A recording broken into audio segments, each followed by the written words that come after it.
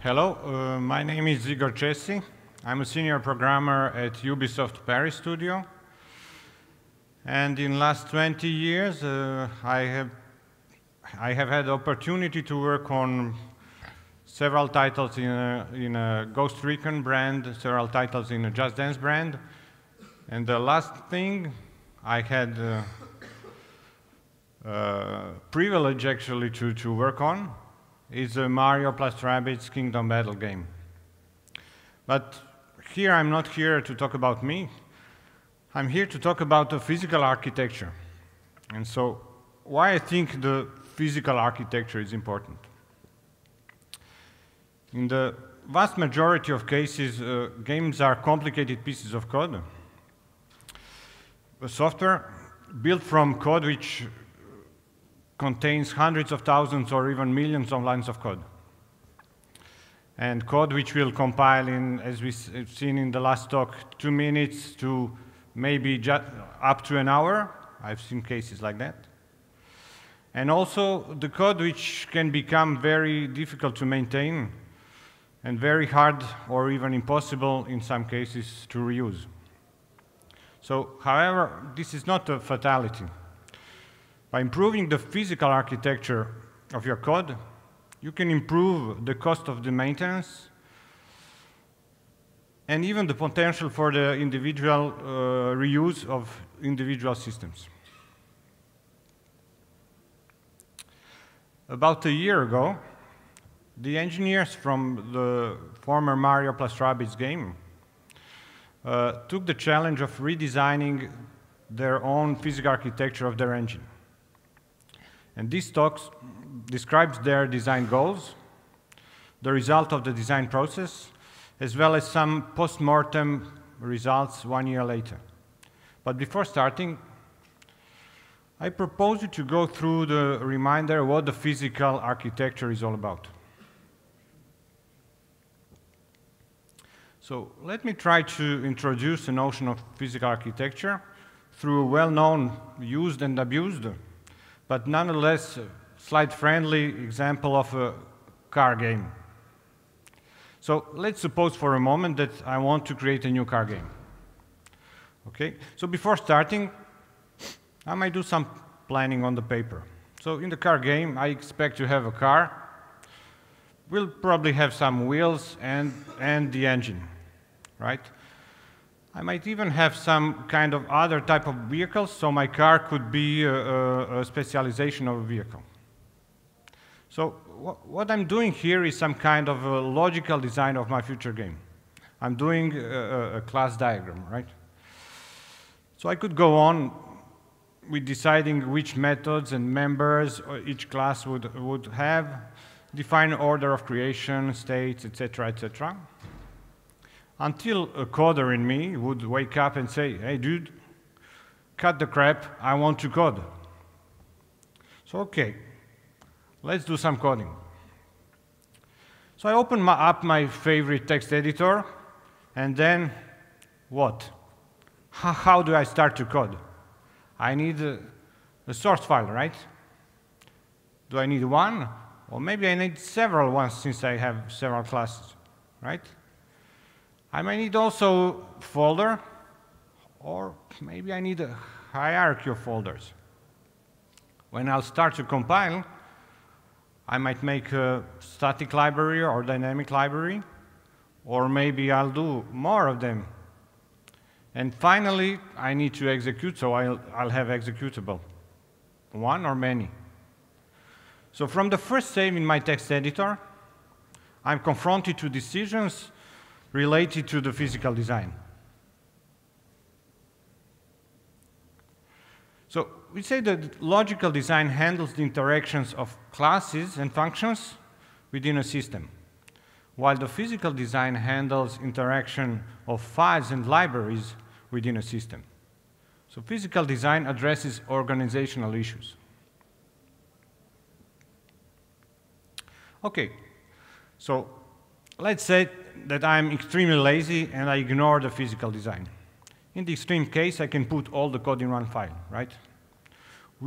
So what are the immediate consequences? If I change some code, I will recompile everything, and I will relink everything. For small projects, this might be even acceptable. But if I push this into the extreme, can I put 1.5 million lines of code in one file? Are we sure that even our editors support such huge amounts of code in one file? So we see that from this, that the compilation and link times will be influenced by your physical design. In addition, there are some more things to consider.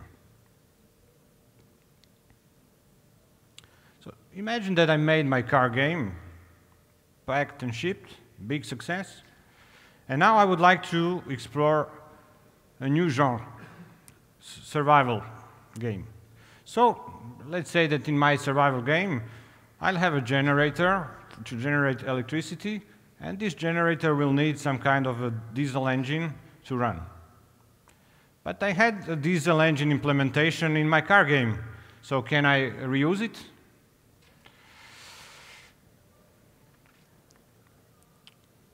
So the question now is, do I need a car and wheels implementation in my survival game?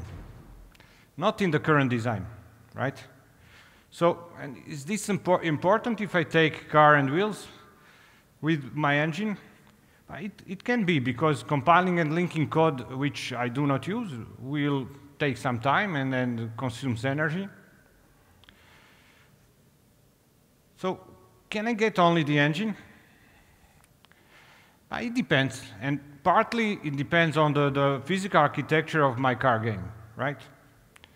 If everything is in the same file as we've seen in the extreme case, it might be difficult to get only the engine from the car game and use it in survival game. But if my engine implementation was in a separate file, or even better, in a separate library, I can reuse it much more easily. And then, if I have the engine extracted in a separate library, there are other possibilities. There are other benefits. I could have, for example, a test suite packed with my library. This would allow me to make my iterations faster when I develop my library, or prove that actually my library works. Or maybe I want to train some AI by using this library, as this is a fashion at the moment. So there is a high chance that it will be much easier to do that if I have the engine implementation in separation than if I want to use the engine within the game. So from the demonstrated, physical design is all about compile time coupling, link time dependencies, independent reuse, and testability. And it will dictate the cost of maintenance of your system, as well as the potential of reuse of its subsystems.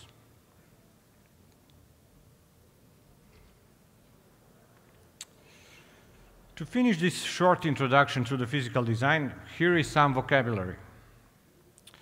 A component is defined as the smallest unit of physical design, and in C++, it's represented by a single unit of compilation with its header. So CPP file plus header. And the package is a collection of components organized as a physically cohesive unit, and in C++, we'll talk about the libraries. So I'll end my introduction here. If you are interested to know more about it, I encourage you to read one of the references in the subject, Large-Scale C++ Software Design from John Lakos. You will know more than you ever wanted to know about physical design. So I hope you have seen that you are already actually familiar with the physical design and that you are doing it every time you create a new file, even if you don't have a great plan how to do it. In the next few slides, I'll show you how we approached this great plan and made the physical architecture of our project more structured. At first, we started by defining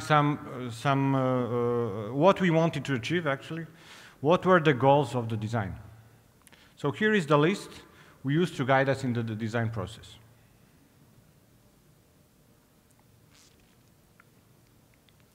The first thing we wanted to change is the way the code is grouped. In the previous architecture, which was created semi-organically, the code of one feature, for example, an implementation of an enemy type, was scattered all over the code base, like audio files in audio folder, graphic files in a graphic folder, that kind of thing. So we wanted to achieve more modularity by feature. Ideally, if I don't need a feature, I should be able to remove it or at least disable it relatively easily. In the previous architecture, it was difficult even to say what is one feature and not even talking about removing whatever. The next goal, or more precisely something we wanted to keep, was the separation of code related to compilation targets. So to keep the conditional compilation to a minimum, we were separating the code into three categories: shared code, runtime code, and tools code. We compile shared code and runtime code to build a game executable, and we compile shared code and tools code to build the editor executable. So we wanted to keep this separation in the new physical architecture also.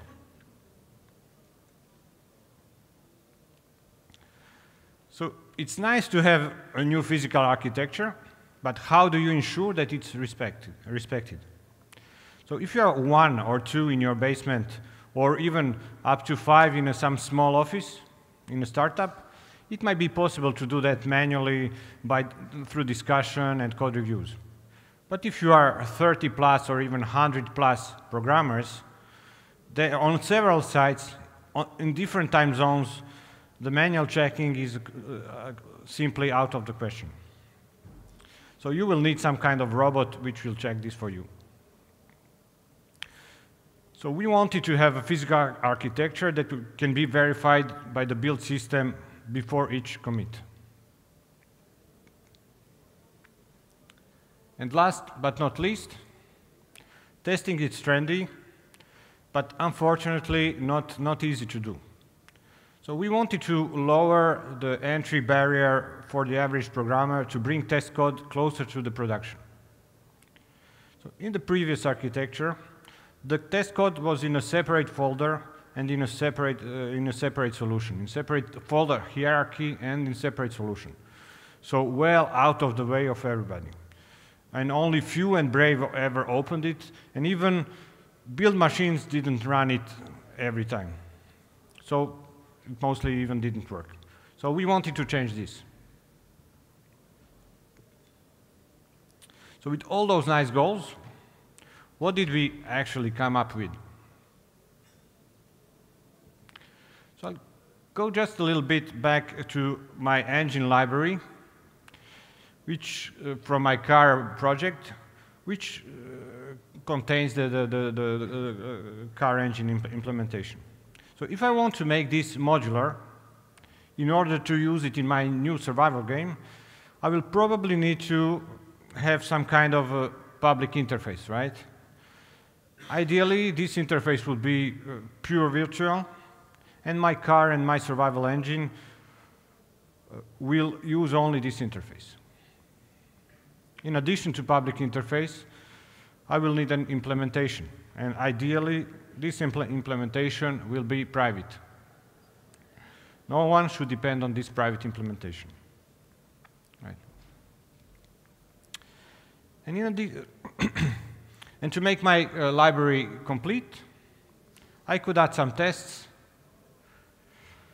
which would allow me to develop my library in separation without running the whole game and with faster iteration times. The tests can also demonstrate, I can use them to demonstrate how the library is supposed to be used. So we pushed this concept just a little bit further and ended up with the following definition. A package is defined as the smallest unit of interrelated code, and the code is distributed into folder hierarchy. As displayed, public, private, tests, specs, and mocks. So public folder, as discussed, contains the package interface. In addition to class interfaces, this includes public data structures, public enumerations, etc. Private folder contains the implementation. We divided the test-related code into 3 distinct folders. Tests containing unit tests for the private implementation. Specs containing functional and integration tests, which test only public interface. These tests can also serve as the live documentation for the package, showing how the package is supposed to be used by a client. That's why we call it specs, like specification. And finally, we have mocks, and they are here to contain mocked public and eventual private interfaces. As I already mentioned, we want to make entry barrier for test writing as low as possible. And from the experience, mocks are one of the key elements that allow to write tests in a more unitary way. So we wanted to stress this by exposing mocks in the package definition. So before explaining how the packages fit into the bigger picture, let's talk about our second goal, shared versus runtime versus tool split. Again, back to my example.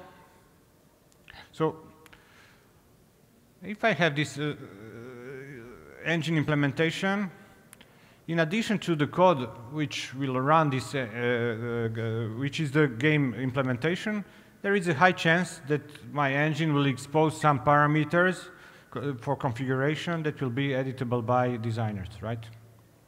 So if I want to be user-friendly, I'll make some user interface for that to edit those parameters.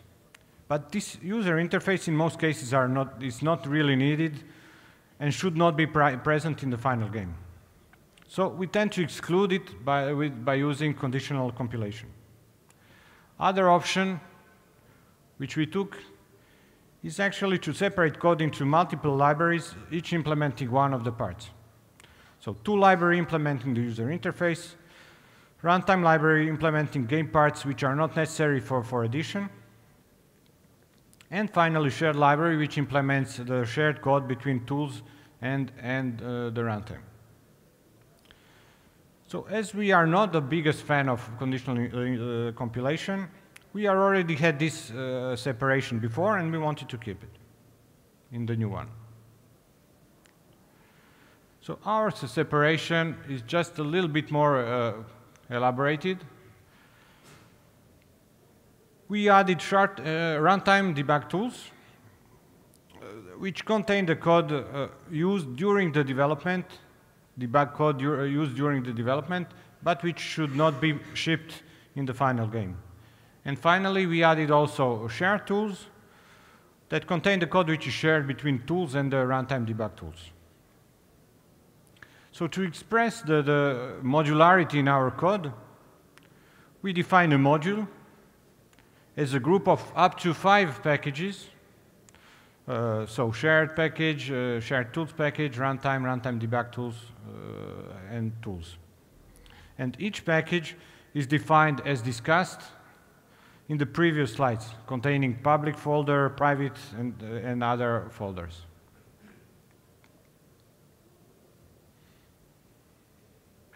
So how about dependencies? Here are what follows is several slides with dependency graphs. This one is what are the allowed dependencies between the folders in the package. So in green are the folders, public and mocks public. And in blue are folders which are considered private. So without surprise, private can access public, tests can access mocks private and public, and specs can only access public parts because they test the package from the outside. So only testing through the public interface. So dependencies inside the module. In orange are the packages which are actually shipped in the final game, so shared and the runtime. And here we see that shared, everybody can use shared. Shared tools can be used by runtime debug tools and the tools. And we see that runtime and tools in our configuration have no relation. And final graph, dependencies between modules. Here in this example we have module 2, which depends on module 1. For simplicity, only shared packages are shown. And as mentioned previously, private parts of module 1 are not visible, so they are not also displayed here. So the module 2 can depend only on the public parts of the module 1.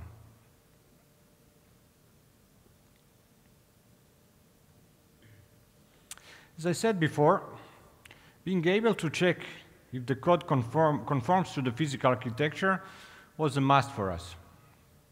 But to be able to understand how to implement a physical architecture checker, it's important to understand how logical design relations translate to physical ones.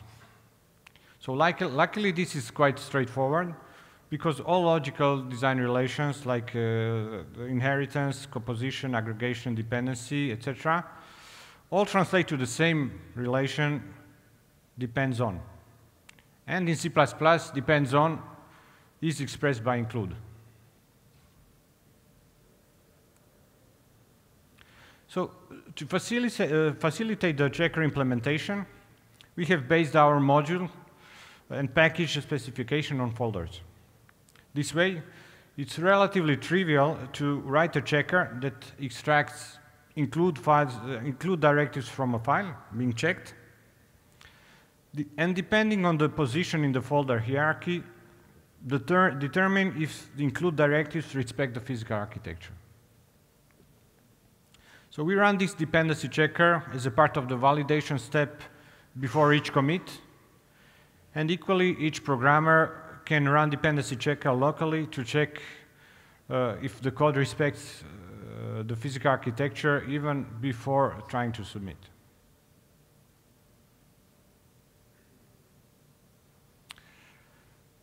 We have already seen that the testing code is a part of the package specification. So with the folders mock, specs, test. In addition, test and spec projects are now part of the main visual solution. They are always compiled and are constantly run and built by build machines as a part of the validation process and the standard build process. So to summarize, the principal characteristics of our physical architecture are: code is grouped into modules. Inside modules, packages are used to group the code by compilation target, shared runtime tools, etc. Packages contain folders with access privileges, public, private, tests, etc. Automatic checking is made trivial by using folders as access filters. And tests are part of specification, and they are part of the main build.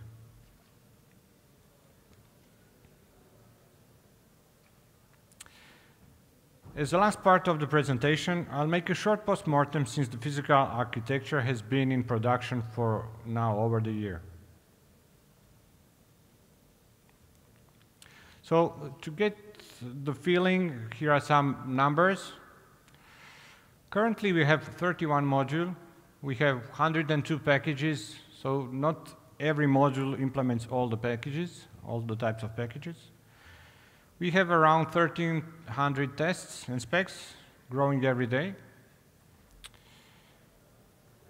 We even opened a bottle of champagne when we reached 1,000 mark, and the next target is 5,000 for our next bottle. So loose estimation is that we have moved around 1/3 of the total code base to the new physical architecture. knowing that we won't move everything. We have also put in place strict rules. The new code cannot depend on the legacy code. So this is a sort of a big blocker if you want to do the stuff. But it accelerates the moving to a new physical architecture significantly. So how is it going? There are reasons to be satisfied. Programmers are forced to think interfaces and modularity. It's not always easy, but it's getting better. And no, they don't simply put everything in the public folder, because this is one option. On the contrary, actually, they want to put as much as possible in the private folders, which brings some unexpected situations. I'll talk about that. In most cases, dependency checker actually has nothing to do. The design is generally well respected, and it really fails rarely. I also have had some requests to have the same physical architecture for the parts of the legacy code which we won't be moving into the new architecture. So this leads me to believe that this physical architecture, the new one, is better than what we had before.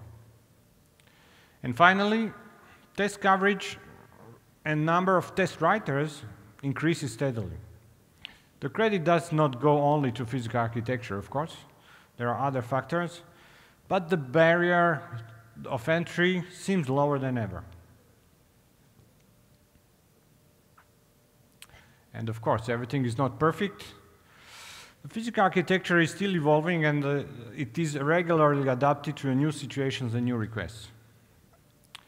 The most often questions are probably, should I create a new module for this? Or what is the good size for the module? Is it too big or is it too small?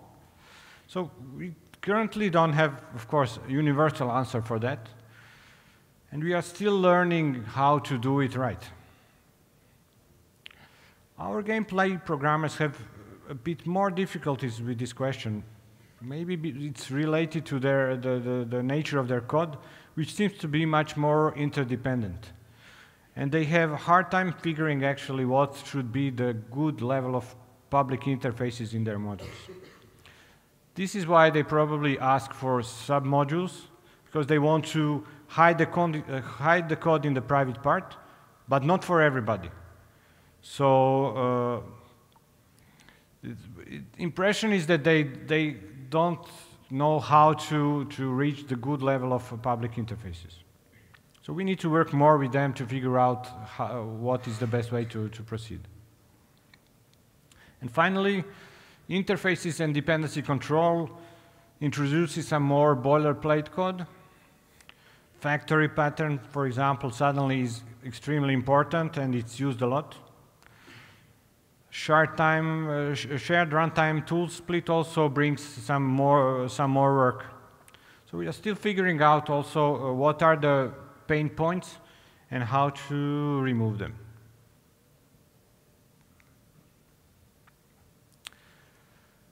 When preparing this presentation, I collected some feedback from the team, and I was surprised by two things.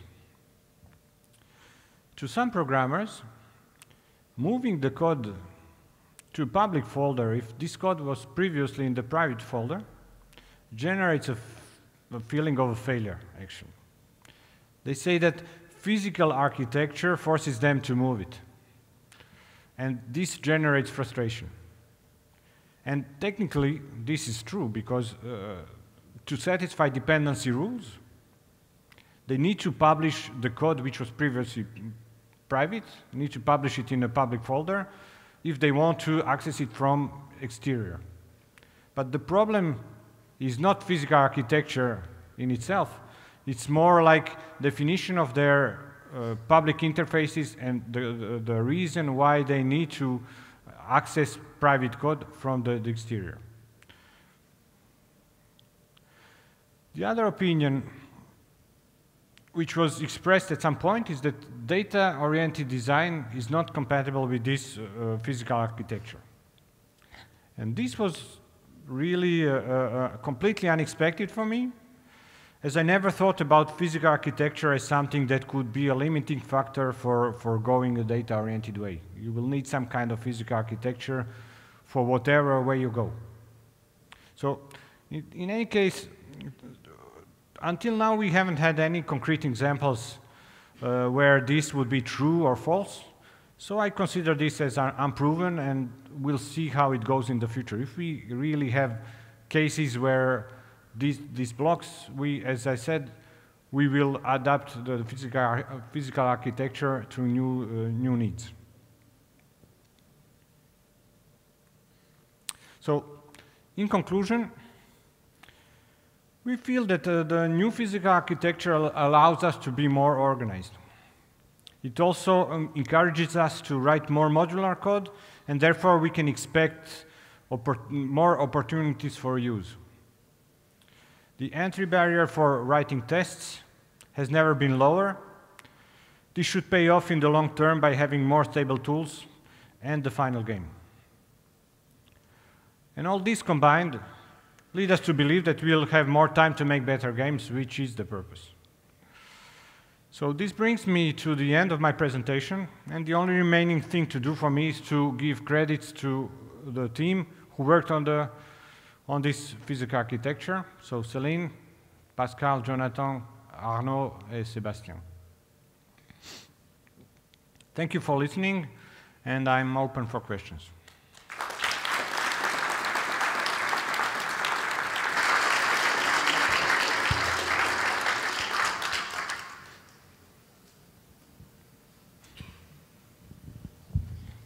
Hello. Hello. You said in order to not use a module, you don't include the header file, right? So if you don't want to have the wheel, but the engine, only include the engine header file.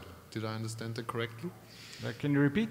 In order not to use the module? Yeah, so in your example where you want to have the engine of the car game in your other game, in your survival game, you would include engine, but not wheel and car.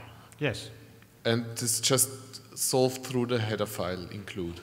But if you have a separation, for example, in the extreme example, you have everything in the same file.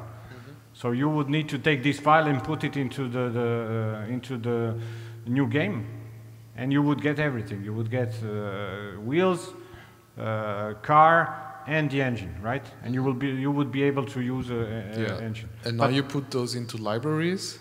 If you split this into libraries, you would probably, as we define library, you would have library with some headers, right? If you split engine, your car game into several files, you will have include for the engine, include so that car can use the engine, right? So you would, yes, include this file and the library into the new game. Okay. This is the idea, no? So you also have to manage which libraries are included. Yes. Okay, good. It was unclear to me. Thank you. I mean, yeah.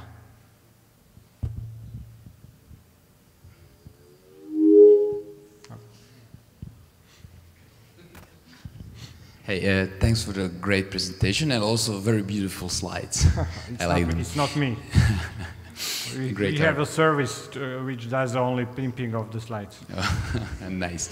So my most important question that I would have to ask is, so you have, if I understand, newer code that uses the system, and you still, of course, you haven't ported all the legacy code. So how exactly do you separate that so that your tests, your pre-submit tests, know that they're not supposed to fail because something is included from the old code base or the vice versa? Our checker knows which is the legacy code, and it does not permit that legacy code, but it checks only this boundary, that new code does not go into the legacy code.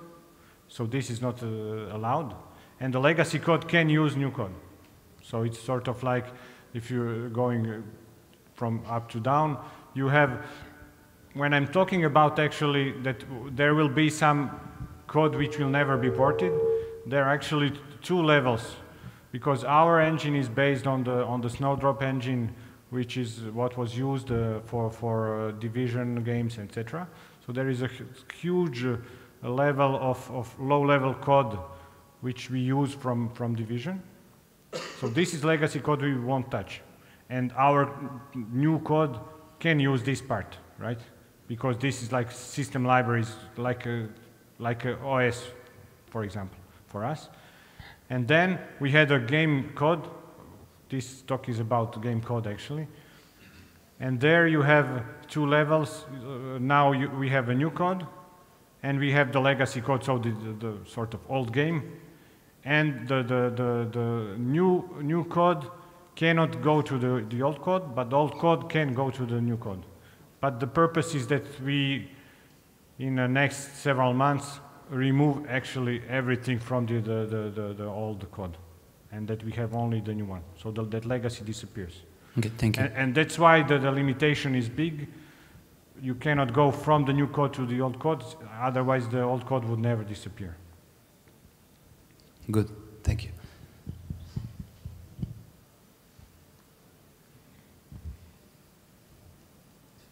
Anyone else? No. Thank you.